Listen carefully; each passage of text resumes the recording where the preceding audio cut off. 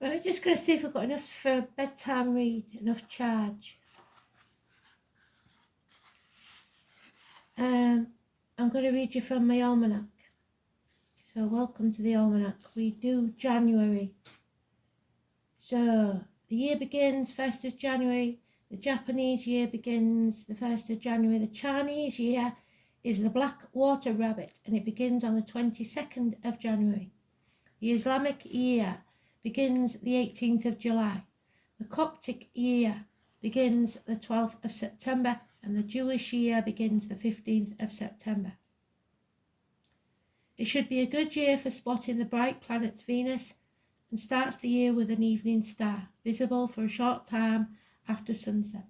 It will then become steadily more prominent, setting some 4 hours after sunset by mid-May. From then on, it will approach the sun again and be lost in the glare of the sunset.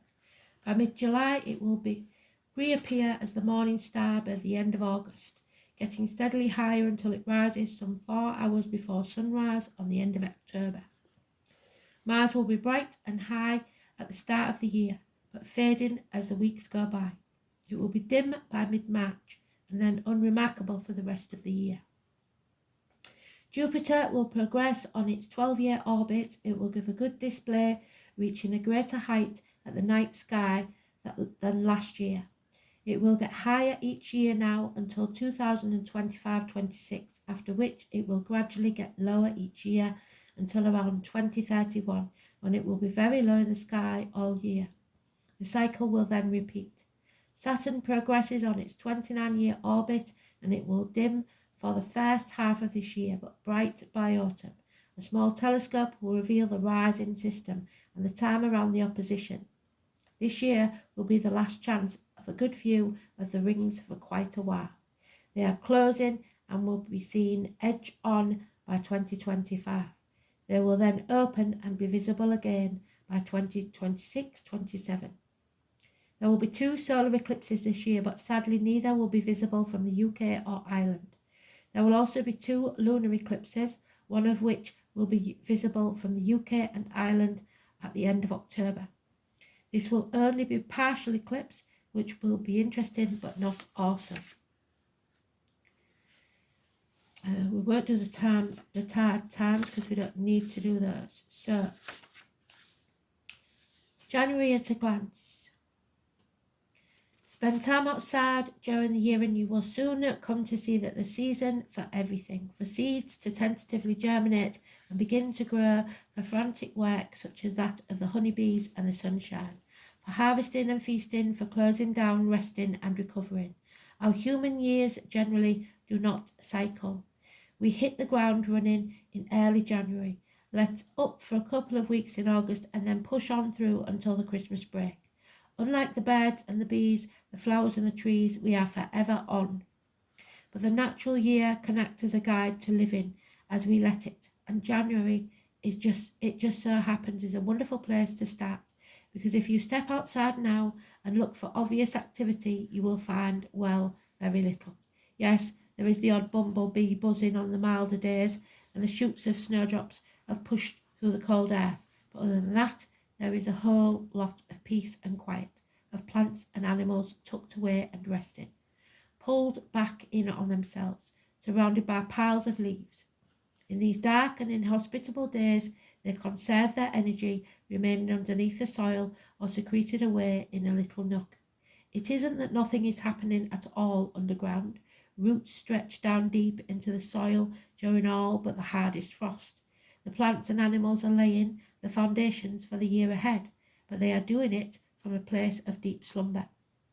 So this is a time of darkness, rest and recuperation, and the challenge for us busy humans is not to fight it, but to let it be. Take your opportunities for calm and self-reflection whenever you can find them this month. Close your eyes, breathe and welcome that peace and quiet into your life, even if it is only for 10 minutes a day. Cook stews, stay in the light of candles, sleep more and daydream when you are awake. You are laying the foundations for a year ahead. The light will come soon enough, so don't fight the darkness. So,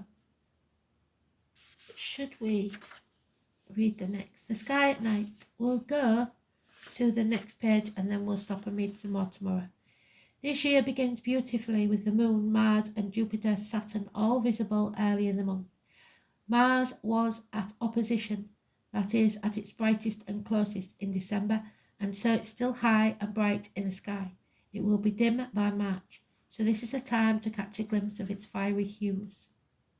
On the 3rd, a close approach of bright Mars and Moon, first visible at the east at around 1620. We won't go into that. The 4th, we've been past that. So the 22nd is the next brief view of the close approach of Venus and Saturn, first visible at the dusk at around 1700 hours in the southwest, at an altitude of 11 degrees, with dim Saturn 0.4 degrees above Venus. They set at around 1800 hours in the southwest. On the 23rd, close approach of the Moon, Venus and Saturn, first visible at the dusk and around 1700 hours in the southwest at the altitude of 11 degrees. Visible for 1 hour before setting. This is UK time. 25th, close approach of Jupiter and the Moon, first visible in the dusk around 1700 hours at the altitude of 35 degrees. So we're going to remember all these numbers because we're going to use them to help us decipher the reads. Visible until the setting in the west at around 2120. Saturn and Venus will also be visible until around 1800 hours. On the 26th, close approach of Mars and the Moon, first visible in the southeast at an altitude of 50 degrees of around 1700 hours. They reach an altitude of 63 degrees in the south by 1940 and set in the northwest at around 3:50 a.m. the next day. On the 30th, Mercury at greatest western elongation. Mercury, the closest planet to the Sun, is often hard to spot when lost in the Sun's glare.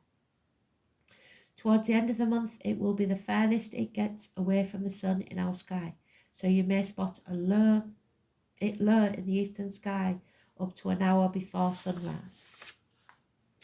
So we'll read some more tomorrow. Thanks for listening. Night night. Speak soon.